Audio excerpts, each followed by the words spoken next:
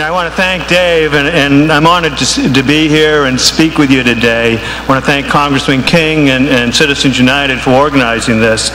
There are so many distinguished speakers and guests here today, I wouldn't know where to start in acknowledging them, except with the most important attendees, and that's the Iowa conservative activists who are here today.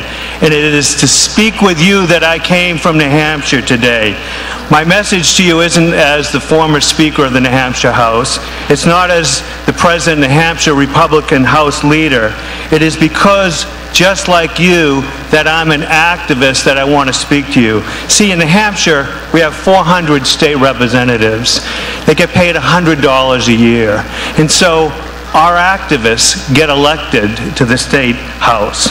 And I'm one of those activists. And like you, like many of you, during presidential caucus and primaries over the years, I've heard the establishment Republicans and the liberal media tell us whom we must nominate for president if we are to win. And when they convince us that Republicans need to put principles and convictions aside, the establishment thinks its job is done and the liberal media goes to work. And the media's job is to promote the latest Democrat disaster in the general election and take away from America the chance to regain greatness. So I'm here today to spread the message to potential candidates and to Iowa Republicans that New Hampshire grassroots activists are committed. We're committed to Republican principles of limited government. We're committed to individual sovereignty.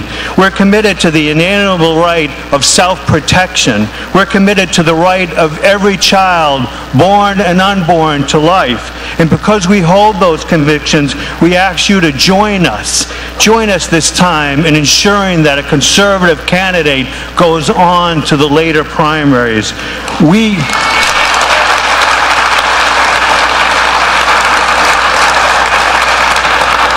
conservatives in the early decision states of New Hampshire and Iowa and South Carolina must ensure that the Republican Party is led by a conservative presidential candidate in November 2016. We must not fall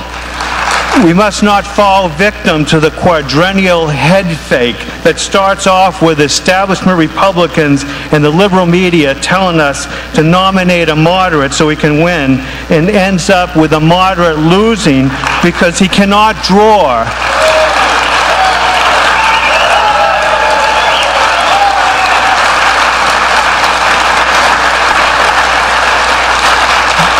These moderates lose because they cannot draw distinctions between themselves and the real Democrat candidates. We must not vote second best or compromise. We in Iowa and New Hampshire and South Carolina must not again send a Republican candidate who either does not have the courage of his convictions or has no convictions into a debate with the presidential nominee of the Democrats.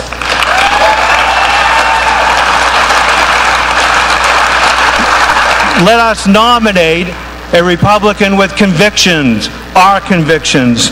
I don't know what is worse, nominating someone merely because he's been nominated twice before, or nominating a liberal supporter of Common Cause, Common Core, because he has a familiar name. Are we going to do that again? Are we going to have the liberal media laughing at us when they fake us into nominating someone who is not liberal enough to gain Democrat votes, but too liberal for America? Republicans win when we directly and unapologetically present our philosophy of liberty permitted by limited government and founded on individual sovereignty.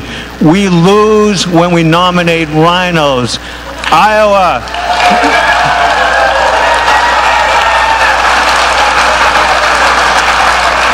Iowa, help New Hampshire, help South Carolina, make sure we win. Thank you.